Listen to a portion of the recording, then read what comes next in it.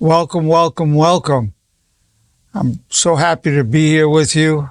My name is Dr. Arnold Nerenberg. I've been licensed to practice clinical psychology in the state of California since 1974.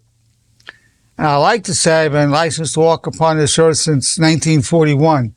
So about 6 weeks, I'll be 82. And it's truly a pleasure, and it gives me great meaning to my life to be able to present to you the insights and lessons and inspirations of a lifetime. So I'm grateful to be here with you. The title of today's presentation is Achieving the Impossible. Achieving the Impossible. Everybody at some point faces something that seems impossible. When people are miserable, it's going on for a while, they're depressed, they're anxious, they're having serious problems at work, serious problems in their relationship. It seems like it's going to go on forever. And it seems like, well, will I ever be happy? It seems like impossible. And when people are miserable, they don't even remember when they were ever happy or can't even fathom that they'll be happy again. It seems impossible. But many things at different levels have seemed impossible. One time, believe it or not, the 4-minute mile was thought impossible. And I remember when I was in junior high school, that was achieved. At one time, flight was considered impossible for humans to fly. Airplanes and rockets. I'm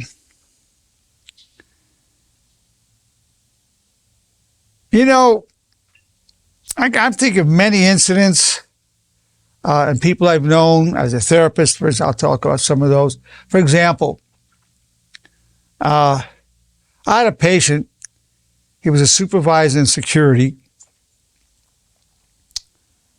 And they were showing pictures of a famous actress because it was at a major studio.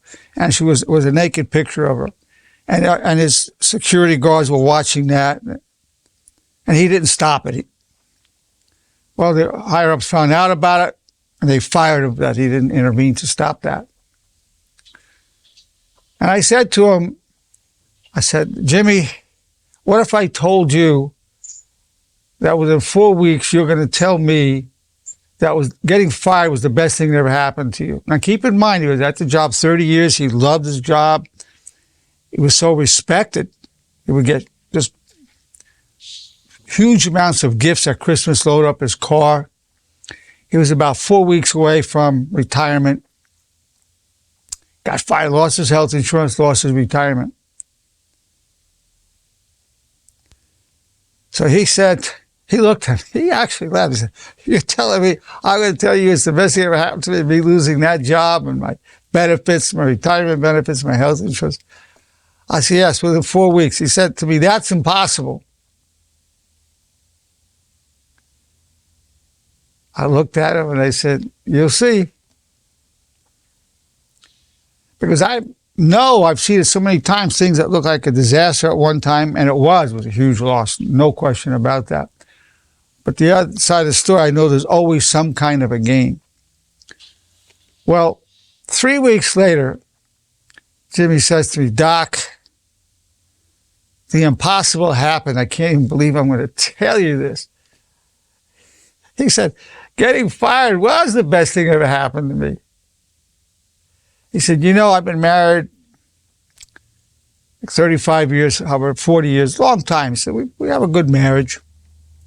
But my wife never really told me how deeply she loves me or appreciates me, even though I worked from before the sun came up to after the sun went down. And she had her job as well. But she said to me just the other day, Jimmy, I love you so much and I appreciate you so much. Don't think I don't notice how you clean the house up before I get home and how you have dinner ready for me when I get home. I love you so much. I love you more than ever. I'm so grateful for what you're doing for me. And he said, Doc, it was worth it. The impossible happened. It was the best thing that ever could happen to me. 3 weeks it only took. I had a case where a person came in, very big, macho, tough, strong looking guy. In fact, he was called a roughneck. He worked in the oil fields. He looked like he wanted to cry. Look, but he wasn't going to show. A very macho guy, tatted up to his neck, up to his chin. And he said, Doc, I've lost everything. I lost my wife. She left me for another man. I said, wow. I'm thinking, wow, that's a huge blow for anybody. I lost my children. She took the kids. I don't even know where they are. Well, that's like a double whammy right there. I mean, losing your wife and losing to another man is even worse. And then losing your children when you don't even know where they are. Talking serious. And then he said, I was so stressed out that I couldn't even work, couldn't make the payments on my house. I lost my house.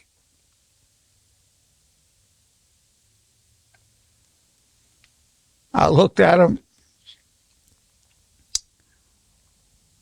I said, what if I told you that there's a way to look at this which will bring nobility and honor into your life, where you're going to see gain in this loss. Nobility and honor. The best true story. I said, there's a best true story that we can say about this that will bring nobility and honor into your life.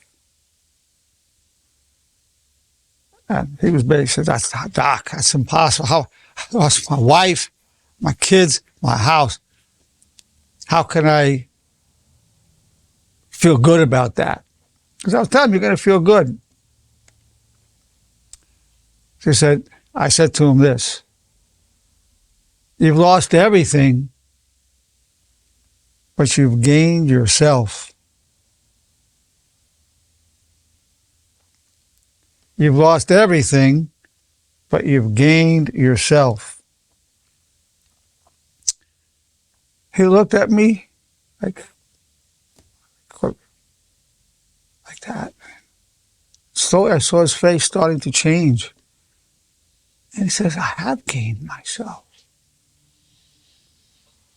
And he was just glowing. He walked out of my office glowing. In fact, when he was leaving, he said to my secretary, I've lost everything, but I've gained myself. So there, something that seemed impossible, that he could find something really meaningful and uplifting. It's a huge loss. Still didn't have his wife, his kids, or his house. But he was happy. He couldn't believe it. He was so happy. I gained myself. That was impossible. Or he thought it was impossible. Now, here's another one. I had a lovely young lady come in to tell me, she said, she was weeping. She said, my son's in a hospital, stable condition. They shot him 9 times. Oh, wow. I said, gee, I have 7 children. That's like a parent's nightmare. But what if I told you the best true story that you'll see nobility, dignity, and honor for yourself and your son and what happened? She looked at me and said, that's impossible. My son's in the hospital, Doc. You just told me you have 7 children. You know that's impossible. Are you ready for the healing medicine? Yes. They couldn't kill my son. They shot him 9 times. God has a purpose for his life. They couldn't kill my son. They shot him 9 times. God has a purpose for his life.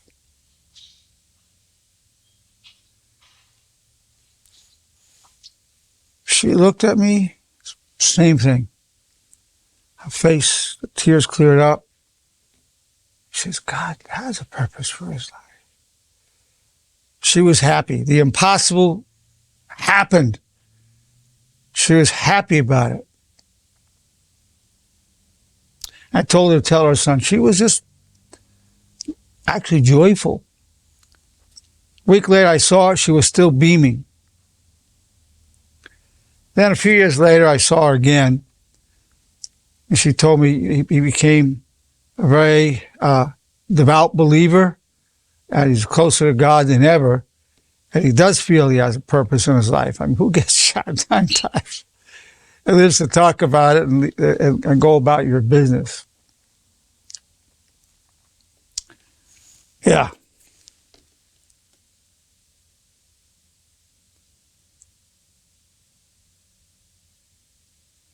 When I was 61, I had a heart attack. It was called the Widowmaker. It's the LAD. It's one that could kill you. 90% occlusion. Doctor came in before it did kill me, put a stent in there. I saw my doctor, and I was a weightlifting. I was trained to become a world champion powerlifter on the bench press. And he said, you can't do any kind of heavy exercise. You got to take it very easily from now on, and never again going heavy. I said, well, Doc, I'm training to become a world champion on a power as a powerlifter on the bench press.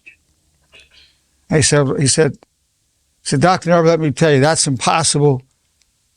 It'll kill you before that happens. I mean, your heart won't be able to take that. You have that stent in the LAD artery. I mean, you don't want to be doing that. It's impossible. You'll be dead before you can achieve it if you go heavy. Well, I was a little bit stupid. But I kept training heavy. I was kind of obsessed with it, you could say at the time. And I did. I set a world record. And in fact, he saw the progress I made, and he asked me to be his personal trainer, which I did as a favor to him. And then,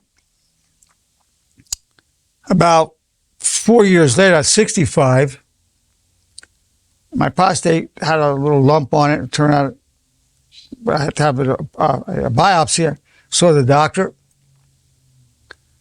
and came in and he said, well, Dr. Nerenberg, you tested positive. You have prostate cancer. And it's not a little bit amount. It's intermediate. And somewhat aggressive. It's Gleason of 7. Well, he heard something I'm sure he thought was impossible. My face went numb. And then I said to him, Doc, that's great.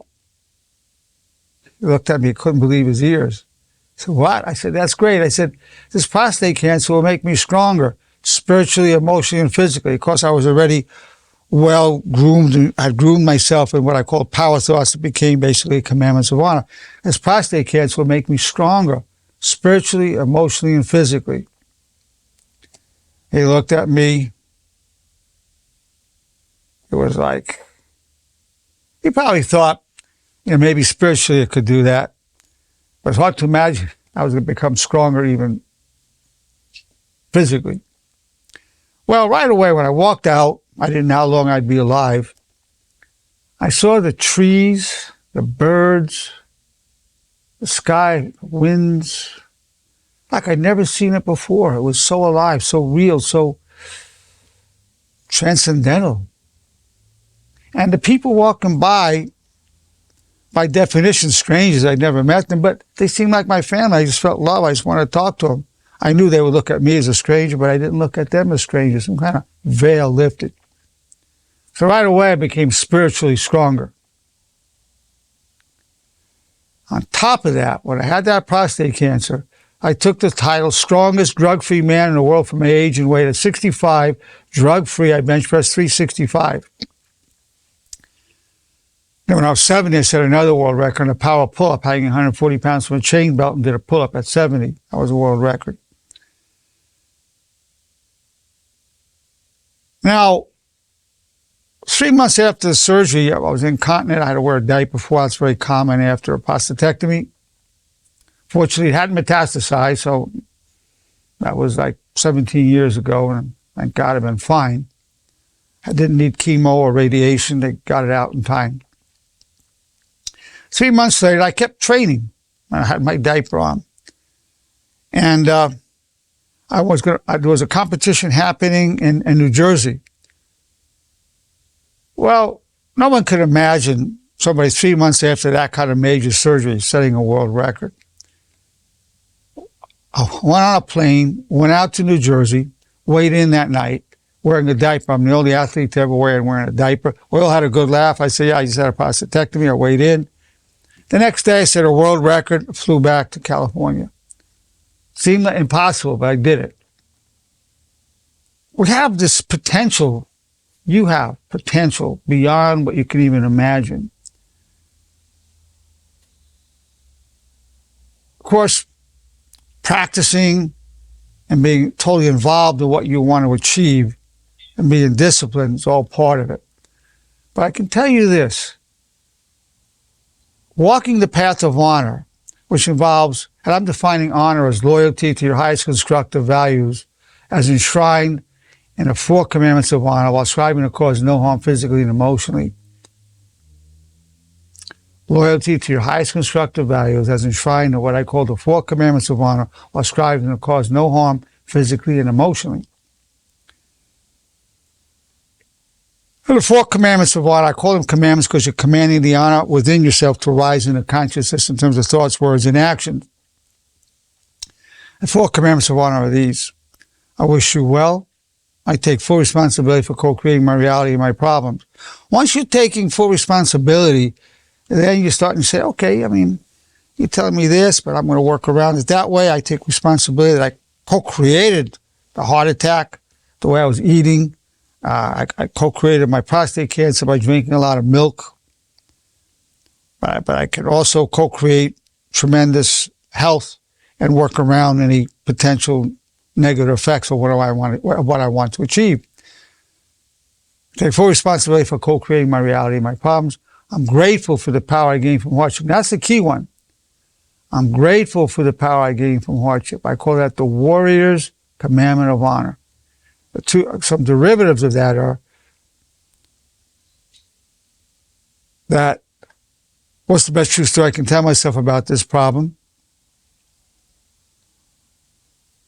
And God, I'm extremely grateful for the gift of trials and tribulations that bring me closer to you.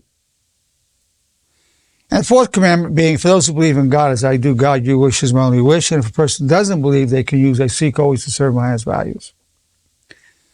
When a person sincerely commits himself to the way of honor, it optimizes the release of human potential. As you commit yourself to the way of honor, it optimizes the release of your potential. That's what happens. But you need to commit to it. And then I have people take a pledge, a lifetime pledge. It goes like this. I have people raise their right hand. Over 1,500 people have taken the pledge. As the disciple of honor, I pledge myself all the days of my life to the 4 commandments of honor. And I'll teach them to those I love. I'll repeat them every morning, afternoon, and evening, and listen to myself recite them. I tell the people this brings more honor to you and to your family. So that person is committed that way. It's basically a commitment to optimizing the release of potential. Then to maximize the probability of applying it, I have what I call the bridge from honor to reality, which is, what's the most honorable thing to think, say, and do? What's the most honorable thing to think, say, and do? And that's repeated 3 times a day and then as needed in any situation. So honor becomes the guiding principle in life. And the repetition is preparation for application.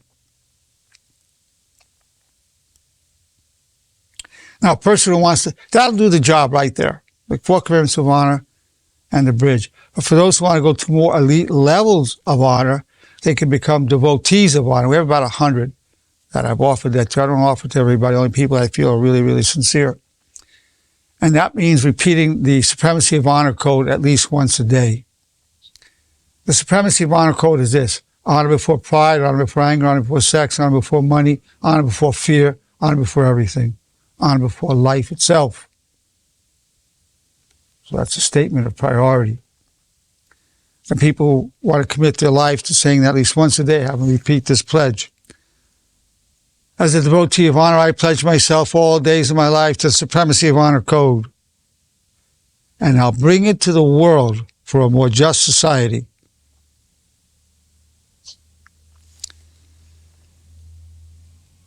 So there you have the commandments of honor, the bridge, supremacy of honor code. There's 25 laws of honor, the derivatives of some of the commandments of honor. But that system will take you so far to release optimally your potential in life, emotionally, physically, spiritually. It'll optimize even the release of the love that's in your heart, because honor releases the veils that block the love from being expressed. Honor removes the veils so that love can flow. Love is the unifying principle of the universe. Honor is the organizing principle of the universe.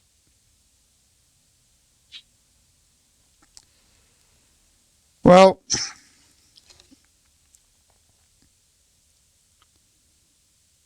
then we have cases of situations that you would think were impossible. I remember an interview with Cindy, an amazing human being, raped and molested as a child, became just an incredible human being, a professional, a very loving and giving and wise person. We have her on video. I interviewed 4 people, Mexican Americans. I call it the 4 Mexican American heroines, raped, tortured, molested, beaten, just terrible backgrounds, became wonderful professionals, mothers, wives, great human beings. I have it all on video. They gave me permission to do that. So things that would look impossible. I had a patient, remember, you would think, well, if the background is too bad, you expect somebody to turn out badly. He never knew his father. His mother was a prostitute. In fact, when he'd get up in the morning, be people at a drug addict, he'd wake up and be stepping over people who just passed out on his mother's floor in the apartment and step over them and go to school. Well, when he got older, he never touched drugs or alcohol, was really making good money, had a good profession and a good family life. Go figure. Might seem impossible. From that background, he could have gone any number of bad ways. I have a woman that I'm seeing as a patient.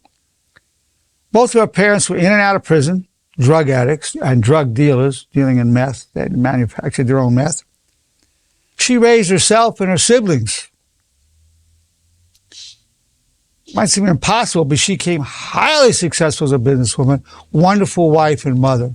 Unbelievable. A story you think is impossible. Of course, I share all these because it's meant to be an inspiration for all of us.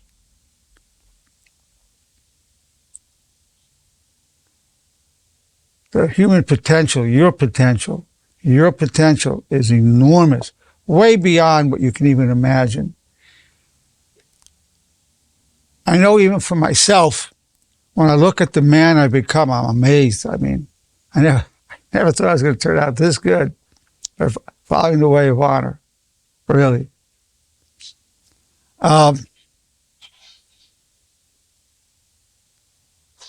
And issues that used to bother me, it's sort of like mountains of oppression, inner oppression, mountains just gone. The mountain is moved. And I've seen it in many patients, things that were like huge barriers in their mind to having a good life, gone. Wow. And I see it in myself. Now, keep in mind this way also, this perspective will help you. Anxiety, depression, suffering, as well as happiness are fleeting, but honor is forever. You can become very happy. Again, it's fleeting, but you can be honorable even when you're miserable. You can achieve a totally honorable life, thought, word, and action. Inner turmoil and strife can be gone. Lifting a mountain of oppression. Gone. I mean, really gone. A nightmarish part of existence, gone. What?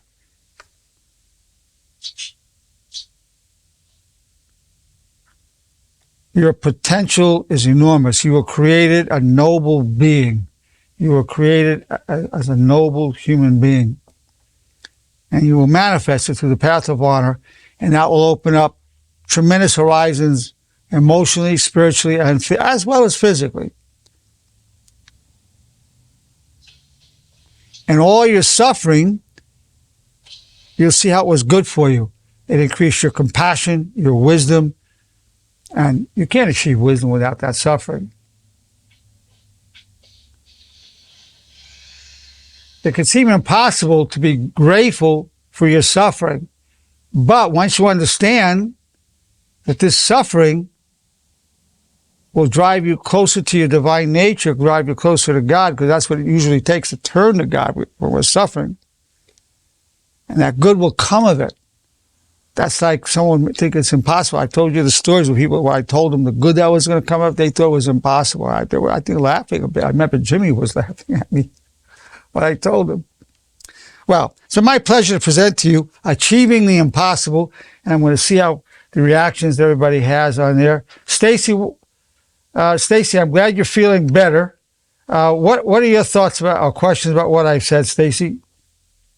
Thank you, doctor. Thank you. I'm feeling so much better.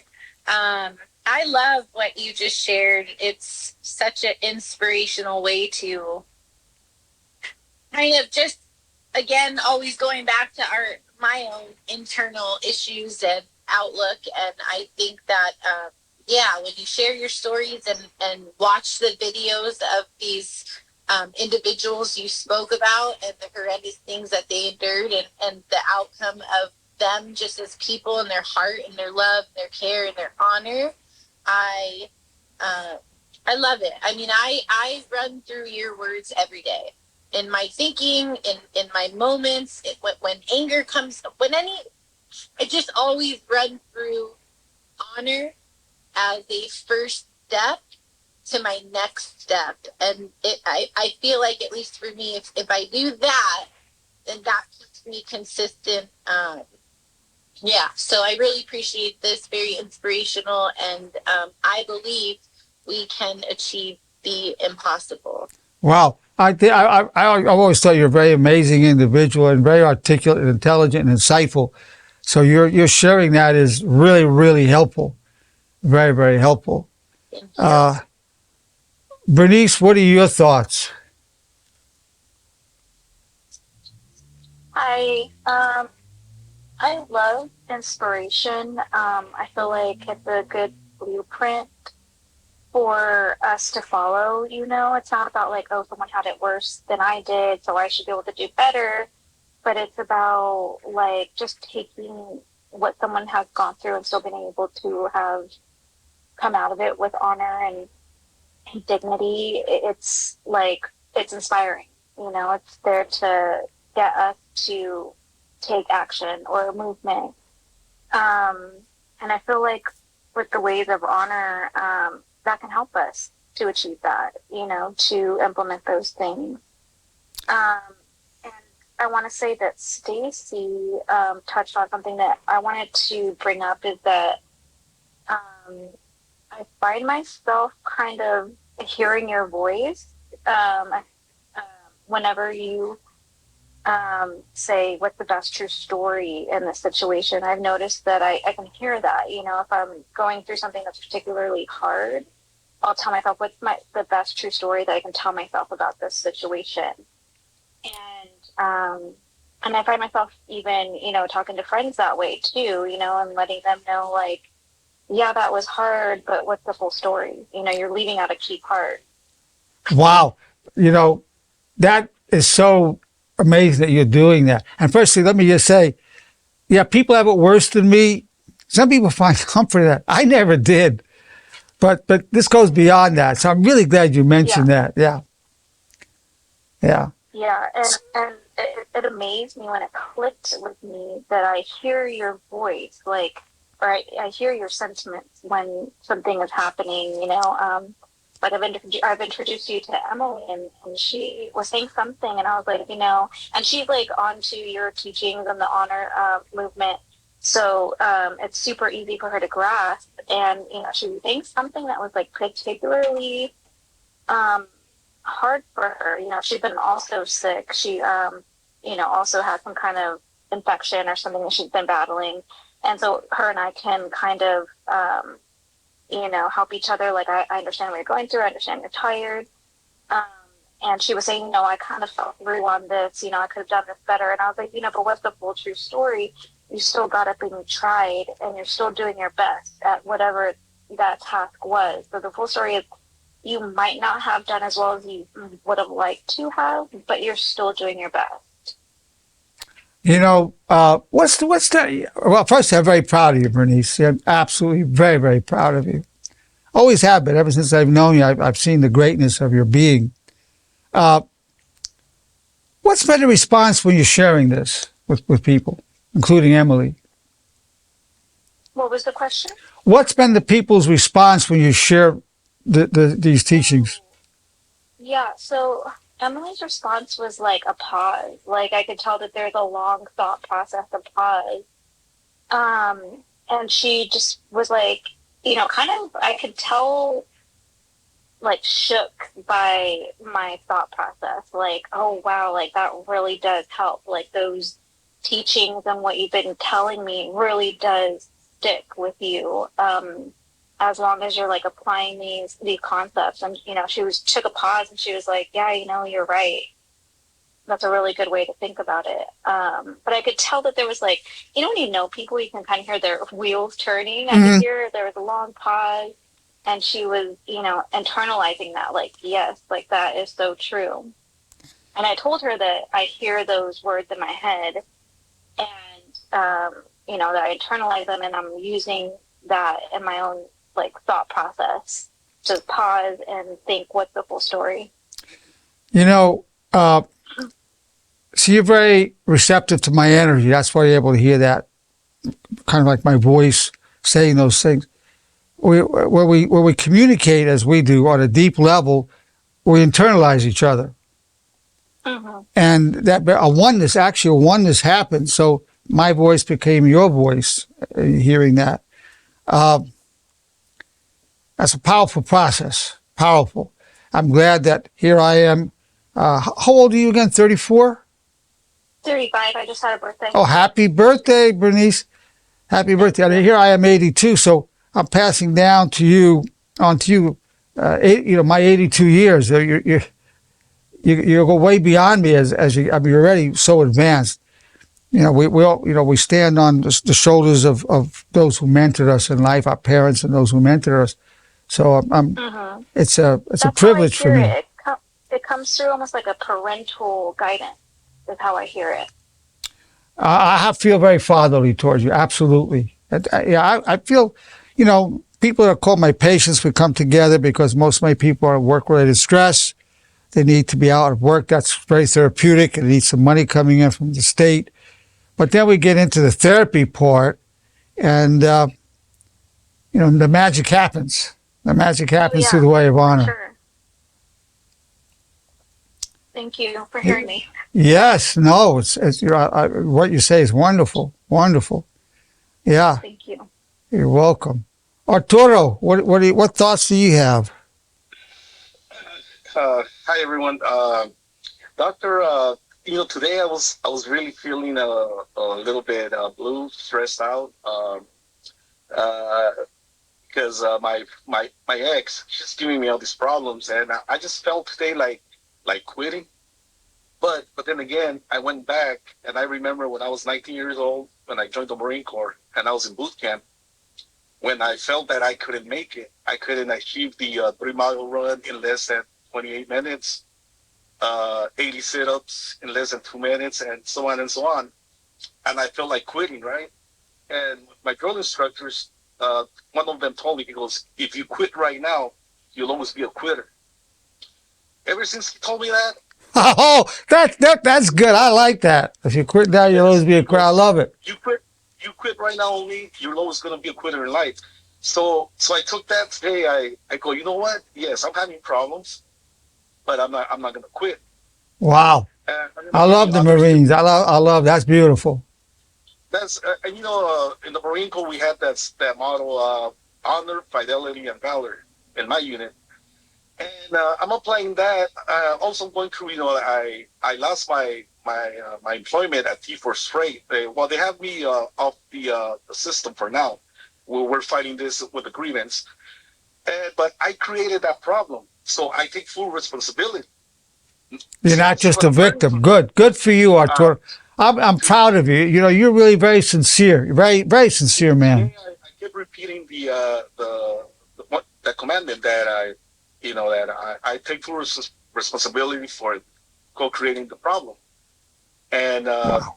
and I always say and I wish them well, Woo. and and that keeps me going, And Yeah. I'm glad I'm here, and your sessions are always great, Malcolm. I Well, really you're. I appreciate think. your help. I think you're great. You. You know. I see you dealing with yourself. You've achieved tremendous humility, insight, and genuine. You're a straight up guy.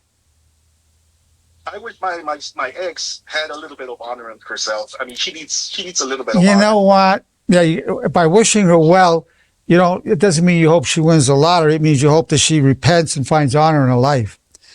And you're Exactly. not going to expect many honorable people. I mean, my people that come here, I mean, it just adds how great people are come in. It just makes them greater. But most people are not going to be honorable when it comes to particularly money, sex, and pride. Most people put sex, money, and pride before their honor. I mean, and that's the state of the world right now. All the chaos that we're seeing in the world is a result of that. Thanks, Thank you, Mal. Arturo. That was Thank you. beautiful. Uh, there's so many other wonderful people present with us right now. Please feel free to ask a question or make a statement. Karen, you have any thoughts or comments you want to make? Well, actually, I thought I was in my home alone, and someone's in the other room, so I'm more comfortable when I'm alone. So I'm more of a writer and a great listener, but I like to write down my thoughts and my concerns. And yeah, thank you. Okay, well, just text it to me anytime, and I will respond. I will respond. Yeah, excellent. Thanks, Karen. Anybody else have anything you want to ask or say?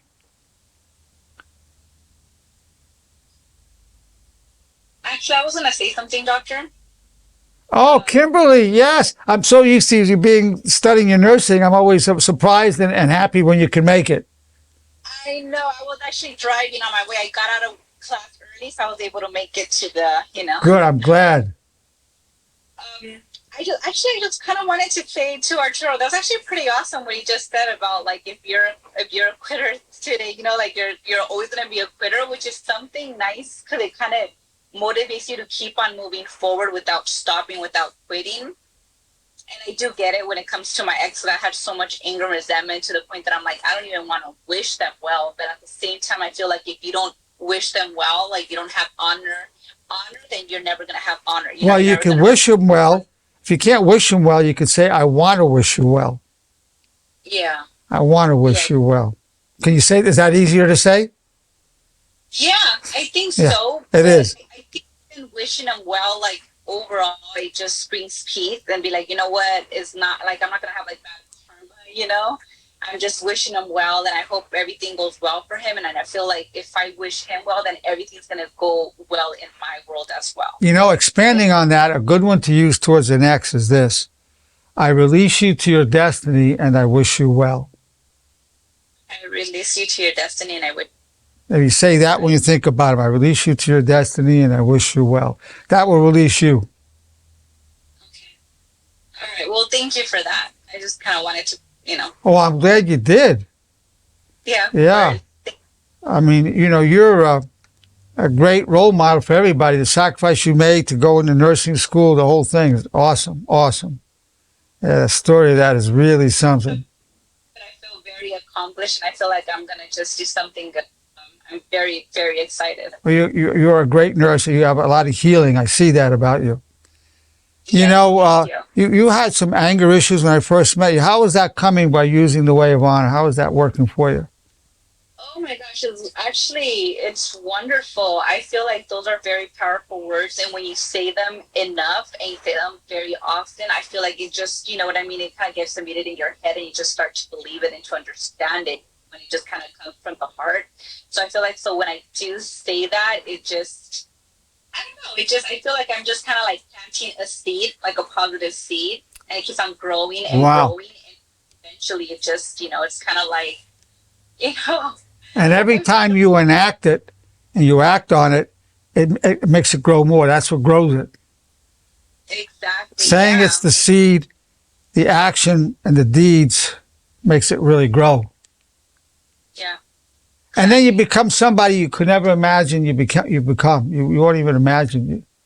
Yes, that is true. Because my family tells me like, "Wow, you are so different. I feel like you're a lot more positive and more not like the way you used to be, always full of anger, full of just hatred towards the world." And now I'm just kind of starting to be like, you know what? Just I need to give myself a chance and to really like think about how I feel about other people. And when I start just wishing them well and just not really focusing on them, then I start focusing on myself, and it just I start improving on how I think and how I feel.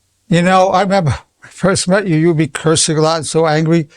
Then at some point I said, "Oh, you're a sweetheart, aren't you?" I knew you were a sweetheart. I remember that moment. You're the first person, and I love that because I'm like, wow, he really felt who I was. But I feel like I'm so full of anger, and I'm always cussing because I'm just so hurt. I mean, you cursed like a sailor back then. Yes. But I said, "Oh, wow, you're just a sweetheart." You were getting so angry because you have so much love that you give to people and you just feel trampled on. Yeah. You did so much, so loving, giving, whether it's money, love, support, whatever, you gave it. And it was sending you into rages, the betrayals. So, yeah. So at some point I said, "Oh." And ever since then, the connection was great. I understood where you were coming from. Yeah. And then Yes. yeah. Yes. Yeah. You're the first ever said that to me, so I'm very grateful for having you in my life. So Yeah. thank you. Well, I'm grateful to know you as well. And I'm grateful for that moment where I saw beyond the anger. Yeah. Yeah. Thank you. Yeah. Thank you. Well, we'll use that as a stopping point. It's been my pleasure and truly my privilege to be here with you, presenting to you Achieving the Impossible.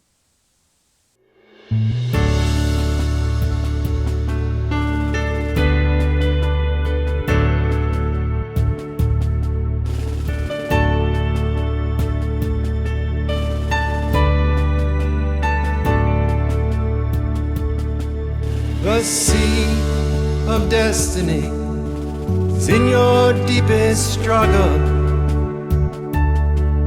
God's will and mine be one, and I wish you well. You are co-creator, respectfully real. There's a way in the valley that turns weakness to steel. We're known through all eternity. From strife we gain power,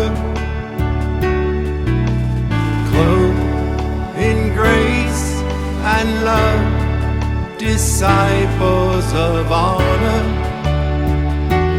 All the days of our lives refuse the way of shame. We wish nobody harm, have no one to blame. Your high calling will be done, and pure eyes now glow. In darkness praise the good, like waters from the desert flow.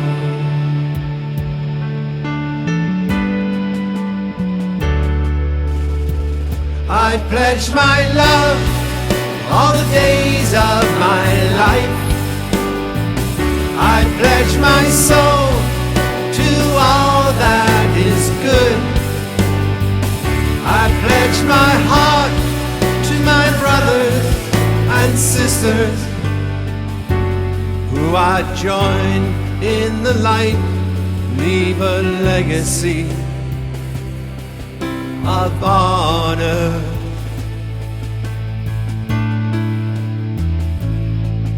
We're known through all eternity, from strife we gain power, clothed in grace and love, disciples of honor. All the days of our lives refuse the way of shame. We wish nobody harm, have no one to blame. Your high calling will be done, and pure eyes now glow. In darkness crave the good, like waters from the desert flow.